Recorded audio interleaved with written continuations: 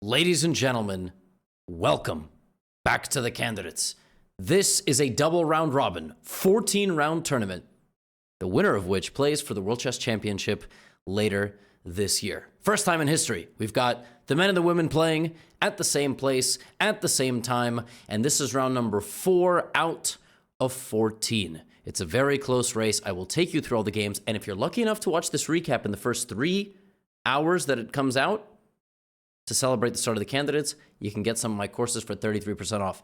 But if you watch this video anytime beyond that, you're just going to have to enjoy the games and wait for the next courses promo. My friends, in this round, we have banger games after banger games. I mean, it's the candidates. Every single round is going to be exciting, but we are about 20-ish to 25% through with the event. It's Hikaru versus Pragg. Hikaru, 2 draws and a loss. Pragg all over the place. He has 1 win, 1 draw, and 1 loss. And yesterday he beat Vidit with the black pieces. So Hikaru shows up today and he plays e4, and Pragg plays e5.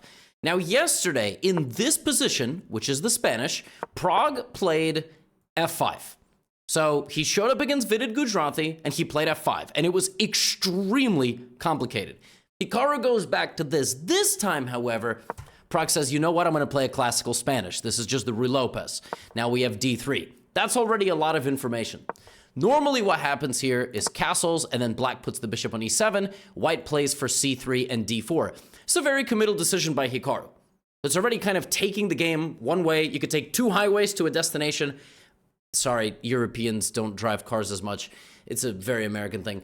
I know you guys have highways. I'm just saying, you know, highway reference. And very quickly from the opening, we get somewhere.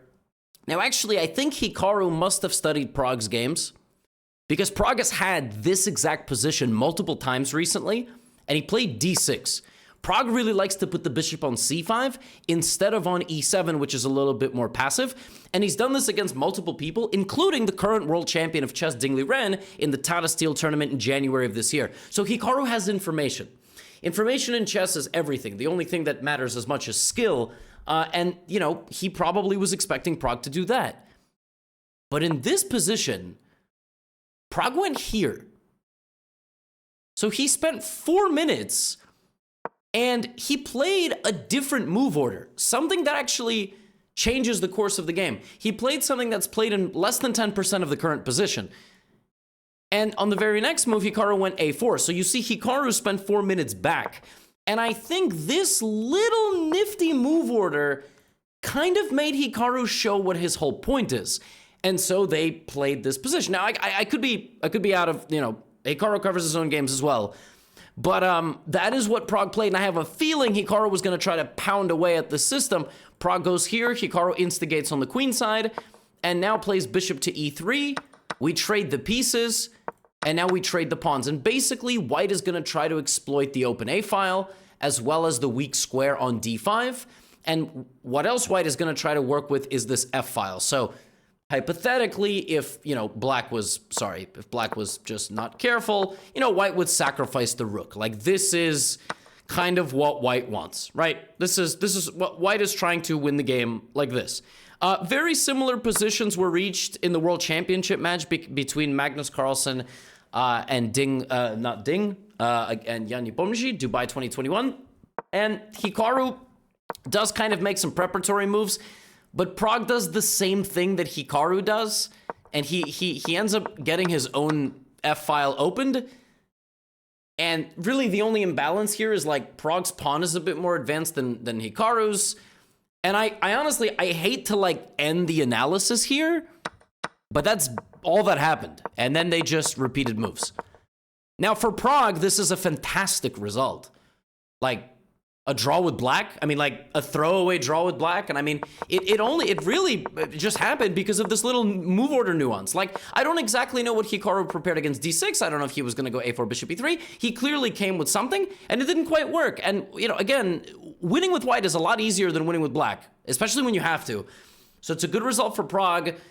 And Hikaru's kind of, like, yet to get going. Like, we've yet to see it, because the other game that Hikaru played with white, Vidit Gujarati uncorked some demon goblin preparation and then played brilliantly. So it's been a bit of a slow start for Hikaru, but the good news is there's 10 more games. So, and Oh my goodness. I mean, some of the games today. This is Nurgul Salimova. She is I think she's the lowest rated and youngest player on the women's side. Humpy is a legend of the game. I mean, she is a beast. This one was a Catalan, and in this position, black plays this or this 99% of the time. Humpy goes knight e4. This is a move played less than 1% of the time. And the idea of knight e4, the reason it's so rare is because you're wasting a move with a piece that you've already moved. But the other idea, Humpy doesn't castle. She goes f5. Humpy plants the knight in the center of the board, and she's trying to crush the young opponent. It's like when you see the youngest player on a soccer field or a football field or a basketball court, right? You want to go at them. Humpy plays this game like she has zero respect for her opponent. I'm not saying she definitely has a lot of respect. I'm saying from the competitive. Humpy's next move is h5. I mean, you talk about a gangster approach to the game of chess. And you know what's crazy? If white goes h4, Humpy was going to go g5. Whoa, yeah. Oh, yeah. Yeah. This looks really unpleasant. And then after this, I mean, yeah, black's just going h4. Like, that's the next move. And what's crazy is, the best move is actually to take with the bishop. So you get your queen in the game. And white could just get mated. So Nurgul has to be really careful. She brings the knight away from the king. Humpy plays h4. And white is like in a box. I mean, this is really nasty to deal with. Knight c3 takes. Humpy's entire opening has proved successful. She brings the queen up. And now she just got to go g5, rotate the queen over, and maybe castle, right? But she plays queen f7. And Nurgul is not going to get bullied. She starts fighting back. Humpy takes. Nurgul takes with the queen. Humpy plays bishop d7. But here's the thing. If black castles, right? I think black might be in some serious trouble. If you castle here with black, bishop d6, you cannot take because it's a fork. And not only is it a fork, when I take your queen, it's another fork, which is gross. But losing a queen's bad enough. So Humpy plays... Now Humpy can't castle at all. She's not going to castle. She's going to bring the queen forward. She's still attacking. It's very complicated. And both players have no time. 10 minutes, 7 minutes. Nurgul starts fighting back in the center. Humpy fires another pawn at the white king, but whose king is weaker? Well, I got news for you. Nurgul's king goes for a walk. And here's the thing. If this attack doesn't work, black's got nothing. Black's king is never going to find shelter. Humpy goes g4. But she's opening up the position for Nurgul, and the king is back on its home square, but completely safe. King g7. Nurgul takes the pawn back and brings the bishop. And black makes her 25th move. We trade the pieces. But all of a sudden, Nurgul's just winning. She's going to pick up material, and Humpy never gets the attack that she dreamed of. Nurgul now slowly, methodically makes progress in the position. Still very complicated, very low time by the players. Nervy decisions to be made. But when it's all said and done, white is up 2 pawns. And Nurgul, to her credit, youngest player. I mean, Humpy, I think, is maybe 35. And Nurgul is 19. And she just slowly brings the pieces forward and converts. Takes a little while, but 2 pawns up in an endgame like this, we get all the way down to rook f7. Humpy, what a great game. And again, I'm not saying Humpy like disrespect. No, that's not what I'm saying. But I'm saying Humpy is 100+ points higher rated. She has played in multiple candidates, and it's clear from the opening she was ready to just bulldoze. Credit to Nurgul for showing up, and what a great fight. And she wins a very deserved game, beating a 25-50 rated grandmaster. That's a great result for her. She now is up to 2 points. Now, oh my, Anna Muzychuk versus Lei Tingjie. Anna Muzychuk has been in a crazy roller coaster of a tournament. Yesterday, she drew a +5 position. Today, against Lei Tingjie, we have an exchange French defense, which is just really annoying. I mean, Lei Tingjie shows up, plays the French. It gets neutralized. This game I'm fast forwarding because we traded a lot of pieces by move 20. This is the position after move 20. It's queen and rook in 5. Queen rooks in 5 and queen rooks and 4, and white has the 2 pawns. And Anna does an excellent job of defending her king from the attack while being up 2 pawns. And she just plays this game like a surgeon. Excellent technique, trades the queens, gets the pawns mobilized, and it's just a matter of time. She's just winning. I mean, she's not completely winning, but she's much better in the endgame, and it's going to be slow and steady. She gets the breakthrough, she takes, and when it's all said and done, the pressure pays off. She's got the pass pawn, and she's looking to win. She has a 2 versus 2 endgame, but she has 2 closer pawns. One of them is 2 squares away from queening, and all the hard work pays off because at the very end, she finds rook d5, and here, Lei Tingjie, instead of putting the rook, she had like somewhere around here, Lei had a chance. I think instead of king g6, she might have needed to go king g7, but the whole thing is like losing, and Stockfish doesn't even realize how bad it is, as you can see. Like the whole thing was winning for white, and pressure and pressure and pressure, and in this position, it's over. The only chance black has is getting the king to join the pawns. Now, king and pawn versus king and rook is a draw, provided certain criteria is met, okay? The king has to get back in time. But here white has a choice. Do you play rook d5 or rook g8? Anna chooses the wrong way. The winning technique here for white is to put the rook behind the pawn. And you may ask yourself, what? King f4, like, I don't, how is this, how am I stopping the pawn? You stop it like this, king f7, king f4. But not taking the pawn. You need to cross the path of the rook to h5. And then you stop the pawn at the last moment possible. And now you win. Anna Muzychuk, in this position, had to find that idea. To cross the path of the rook and go from the other side. And by the way, if everything was 1 rank forward, like if this is the position, as you can see, it's a draw. She missed it. She did this. And what happens now is you run all the way down. And in this position, white promotes, black promotes to a knight. And this is a draw. Unbelievable. Unbelievable. And Anna Muzychuk snatching a draw from the jaws of victory, as they say. Brutal. I mean, she's had 2 winning positions back to back, and she drew them both. And they played on, and some of you may be wondering why this is not a win. There is no way to actually get the knight. I mean, unless you walk over there, then you're going to lose. But as long as you keep your... now you know. So king and knight versus king and rook is a draw, provided the knight just stays close. There is no way to win the knight. And the players shuffled for a while and ultimately made it. It is unbelievable. Now, Nijat Abasov versus Alireza Firouzja. Now, Nijat Abasov has had a weird tournament. First of all, by a miracle of God, 3 out of his first 4 games have been with white. Okay? Playing white is a big deal because you get to dictate the pace of the opening. He lost the game he played with black, but it was close. Now, he's drawn a couple of people. He drew Nepo, right? Yesterday, he had a pretty seamless draw, I forget, against Hikaru. So Nijat plays d4, and Alireza plays a Nimso, right? Plays a Nimso Indian. And I can't quite tell what Nijat's role is in the tournament. Is he trying to be a dark horse? Is he trying to spoil people's tournaments? Is he trying to be like Nurgul, right? Nurgul, lowest rated player, waving a flag in front of people to try to get them to attack her. Well, he plays very solidly, right? Alireza plays a little bit provocatively, plays a slight sideline. But from the opening, I mean, Nijat is just, he's just playing real solid. And d5, and he trades, and the D and C pawns are gone for both players. He has a position of total symmetry. And what Alireza does in this game is he tries. Alireza really tries. And you see there's a crazy tactical sequence. Bishop takes, white can take the knight, but this, so he sacrificed tag, boom, boom.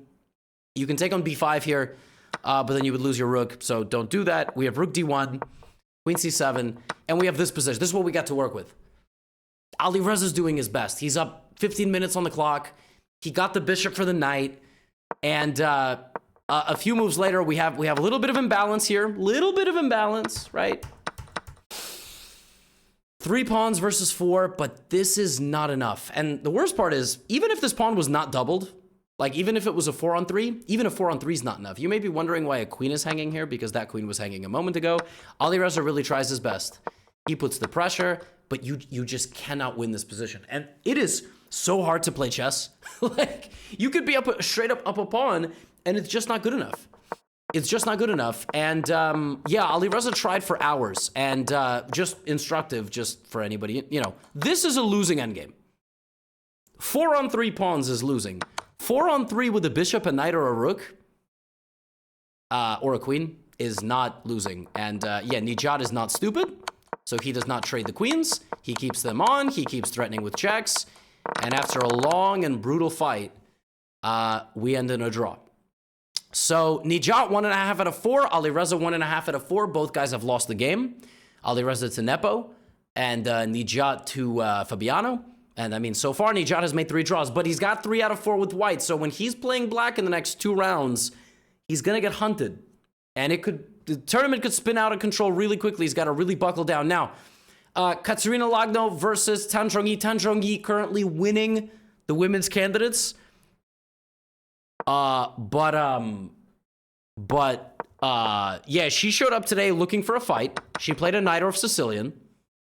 And Lagno played bishop e2, which is one of the lines. Knight b3. And the players in this game played a very positional Najdorf. So in the Najdorf, black likes b5, and the d5 square is very important. White decides how they want to play, how they want to control the light squares on the queen side.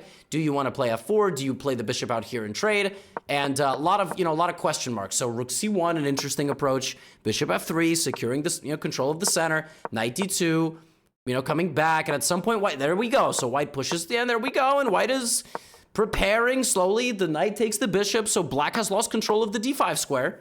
All right, bishop c4 is a big decision, trading the knight away, but again, that piece loses control of d5, which is the $1 million square. Lagno bides her time, and black aggressively giving up the pawn and opening things up, and white's got the 2 bishops. So just logically, this is a really, really big risk that Tan Zhongyi is taking. She's very confident, but Katerina Lagno is kind of like a boxer, she's rolling with the punches. She's looking for her momentum to strike, and at some point she will. Right now she's kind of gliding look at Katerina's moves. Every move is 1 square, right? Except that one, every move. Okay, that was 2 squares. 1 square, sliding back, sliding to the side, sliding up a square, sliding like this, sliding like that, getting the queen. And all of a sudden, rook c3, Tan Zhongyi very forceful, but white is winning. White goes back to c6, and finally it's time to strike, and she's cleaning up. This is just like the Muzychuk game. A lot of passed pawns, d6, a5, and white is totally winning. Bishop g3, that's it. These 2 pawns are unstoppable. You just can't. White's gonna walk into the position. h5, queen f3, queen g6, rook a8. It's a completely winning position. Katerina Lagno right here can put the dagger in the heart. Do you go forward? Do you come back? Well, here's the thing. You're gonna lose this pawn, but this one will win you the game. It's the furthermost pawn on the board, so you have to come to f2. Why? Because after check, you hide in the corner, your bishop protects your king, and you escort the pawn. King g7, you can't rush because then bishop c5. You have to be careful. But what you do is you play queen c8, bishop d6, and you play a6. And white is completely winning. Completely winning. Bishop e5, you have to be careful, but you are winning. Katerina Lagno moves the bishop to the wrong square, loses her pawn, and it's even worse than that. She's going to lose the trade here, and it's just a perpetual check. So games are getting decided on the final moment. This game, the Lei Jie game, this is chess. Okay, this is chess, and it is absolutely brutal. Fabiano Caruana versus Gukesh. Both these, so Tan Zhongyi retains her first place status, by the way. So she was very close to losing today, but she has 3 points out of 4. She has 2 wins, 2 draws, and tomorrow is a rest day. Fabiano Caruana versus Gukesh. This one, an Italian. So this is the first Italian of the candidates, by the way. We've had a couple of Spanishes. We had like that ridiculous F5 that Prague played. This is our first Italian, and this is a closed Italian, a mainline Italian. I've been studying a little bit of Italian recently because I got a little tired. I was like, these top players, they play this all the time. I want to break it down for all of you. In general, for black, the Italian is separated into dynamic A5 and a little bit more solid A6. Black goes here, anticipating white's expansion on the queen side. And all of this has happened in a lot of games. In fact, Gukesh has had this position twice, okay? He had this position against... at the Olympiad, I think it was against Yesipenko. And in that game, he played queen e7, which is not the most popular move, but you can do a lot of things in this position, and then bishop 2e6. Now, after takes, the main line of this position is queen c2, and black will either play queen d7 or d5. Like, that is generally what black does. You know, knight e7 also in preparing this. The move I have never seen before is rook e8. So, you bring the rook out, and then you bring it back. That's weird. And as you can tell from the time spent, either Gukesh is bluffing like a madman, or he knows something we don't. That's the only explanation. Like, I don't really know. I don't really know what else to say. And Fabiano begins to make him pay. He rotates, right? Gukesh plays d5, and then he plays b5. So, I mean, Gukesh really aggressively coming at Fabiano. And Fabiano plays knight f5. And, you know, there's an argument to be made. Here the computer gives the top engine move rook a3. If you can explain rook a3 to me, I'll give you some money. I mean, I stared at this move for like 5 minutes. I have no idea what the idea of this move is. Queen e2 is possible as well, with the intention to put the bishop here and support these pawns like against this. There's a lot of meta strategy in the Italian that I'm not going to bore you with. But what I will not bore you with is the fact that the position completely explodes. And... you know, it looks like Fabi can sacrifice. There's no attack. I promise there's no attack. And it's the candidates. You cannot take such a degree of risk. Knight e5, knight f5. And Gukesh comes here and just says, you know what? I'm down a pawn, but Fabi has doubled f-pawns. Cold-blooded, by the way. I mean, seriously, cold-blooded. Puts the knight on, plays c5 first. He could have went knight d5. And this is Fabi's biggest chance. This is the moment in the game Fabiano has his biggest chance. Maybe he can take on a4. Maybe he can take on c5. The engine really liked his position here. It thought black had a lot of weaknesses, but at the end of the day, Fabi's extra pawn is this. The knight goes to c6. He trades the rooks. He simplifies the position.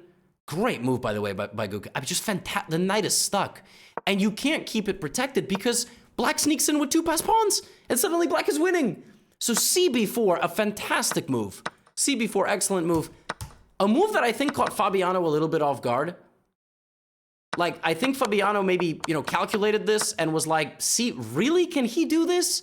Yeah, because he spent like 5.5 minutes, or almost 6 minutes. And yeah, now we have this endgame. And Fabi is up a doubled f-pawn. And he is not able to capitalize on it. Gukesh plays fantastically well, gets it into a queen endgame.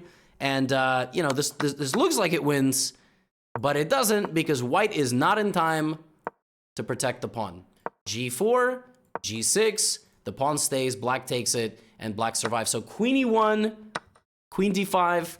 Credit to my man, Gukesh D. I mean, this man played a slightly subpar Italian today against an Italian, if I may. And a million checks later, they make a draw, 74 moves. Gukesh did not have a great Italian. I mean, I'm gonna make a bold prediction. 10 minutes on this move means that was not prep. And I think that Gukesh got away with one.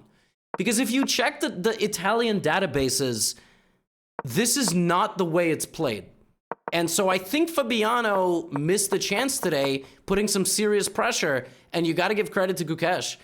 He remains in a tie for first with the guys that have 2 points. So well done by him. Now, Goryachkina versus Vaishali. Yesterday, Vaishali scored a massive win. Today, she shows up against one of the strongest players in the field, Alexandra Goryachkina, whose name cuts off the screen. And this one, a very, very forcing one. And I'm actually just going to kind of scroll and click through it. Very tense, but the tension was relieved by trading, and then by trading, and then by trading, and then by trading a little bit more, and nobody was able to break through here as all the pieces fell off the board. It happens.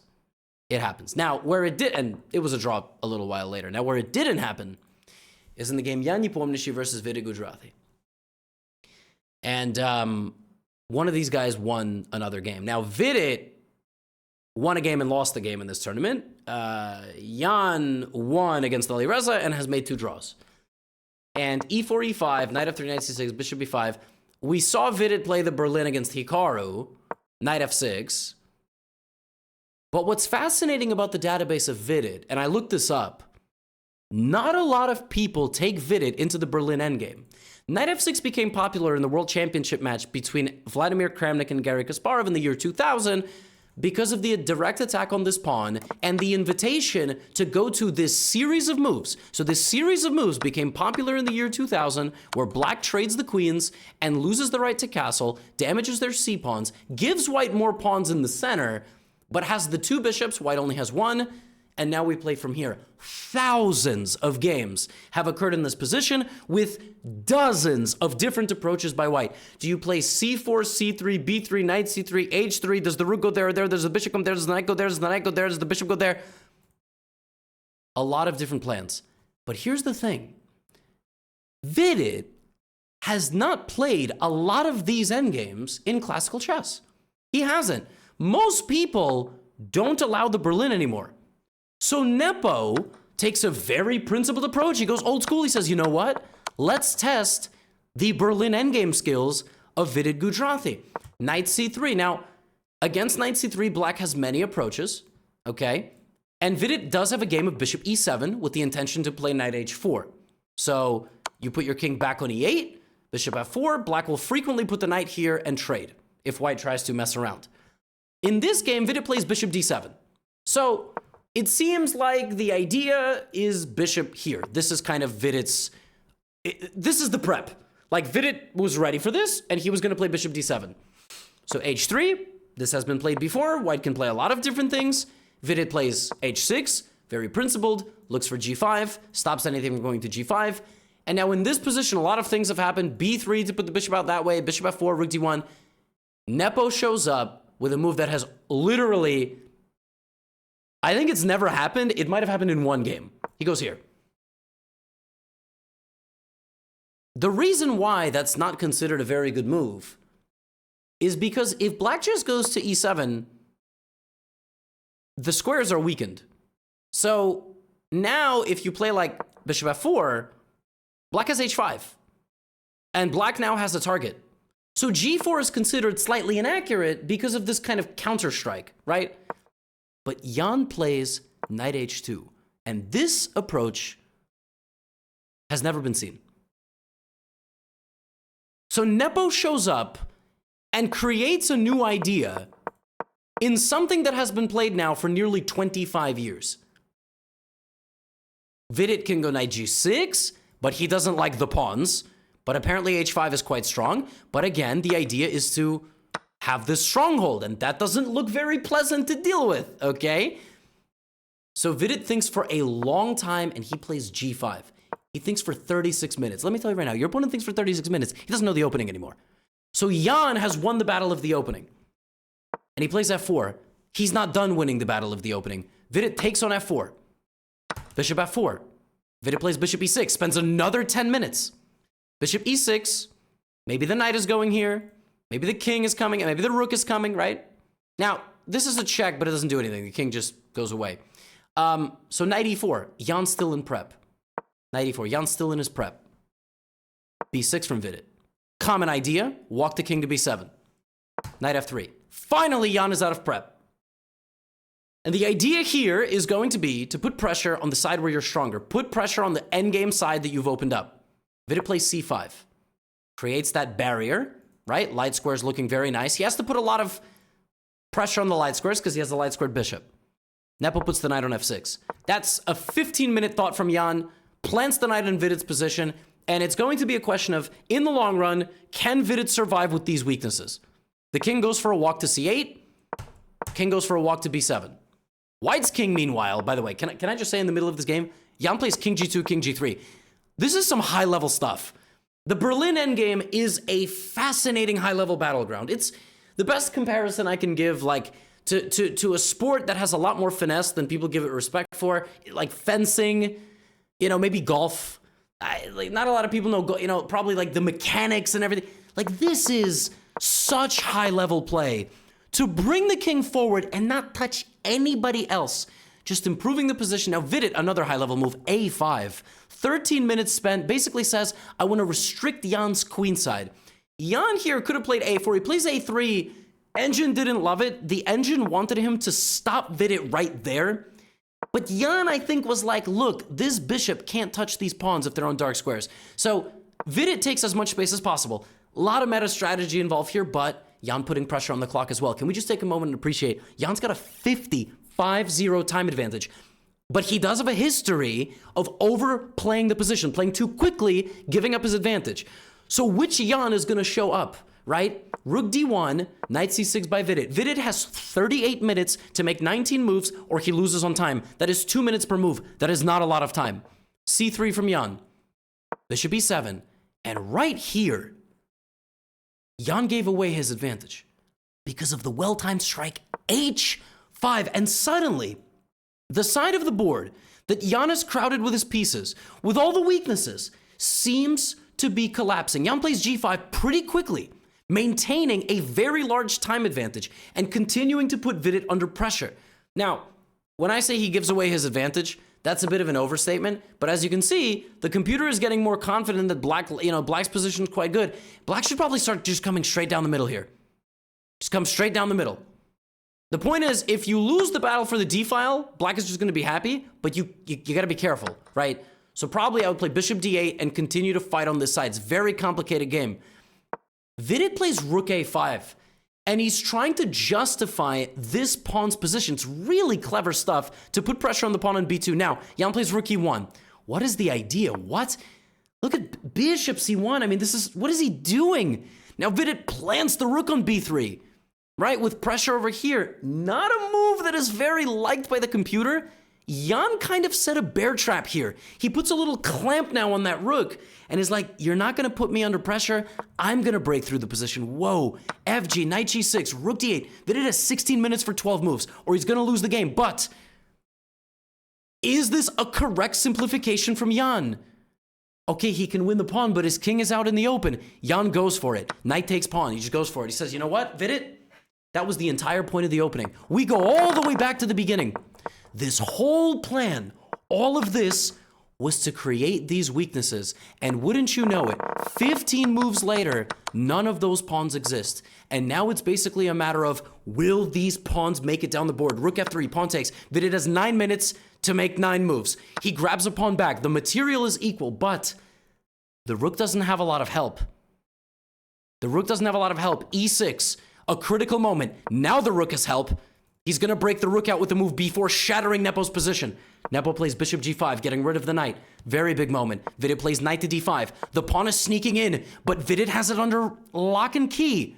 You can't queen because then I take and all your pawns fall apart, so it's not winning yet. Bishop d7, rook d1. Very, very big moment. Do you protect with the king? Do you protect with the bishop? Protects like this. King e4. And in this position, Vidit needed to sense the danger.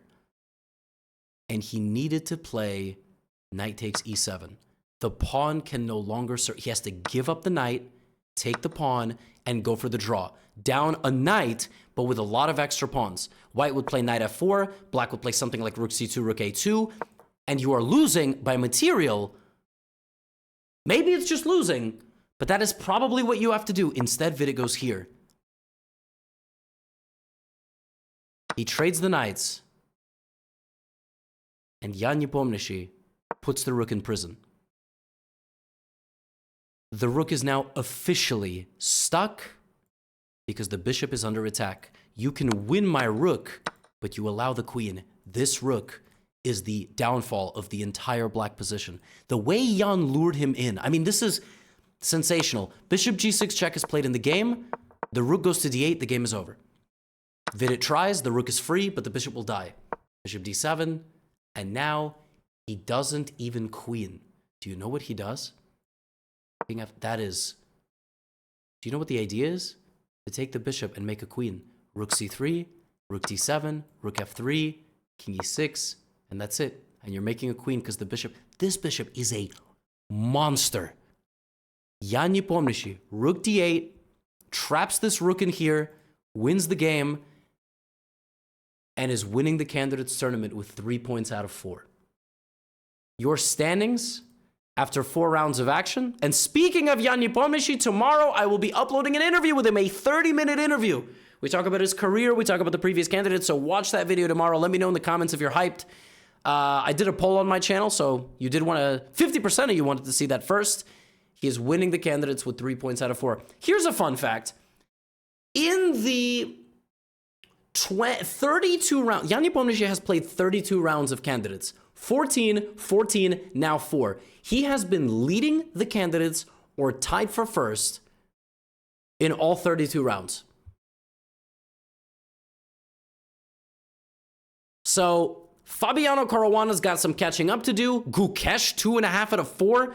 Tomorrow is a rest day. There are no games tomorrow. All the players will breathe. We need to see Hikaru win a game, right? Hikaru, we thought, was a pre-tournament favorite, along with Fabiano and Nepo. Maybe not all of you thought that, but that seemed to be the consensus.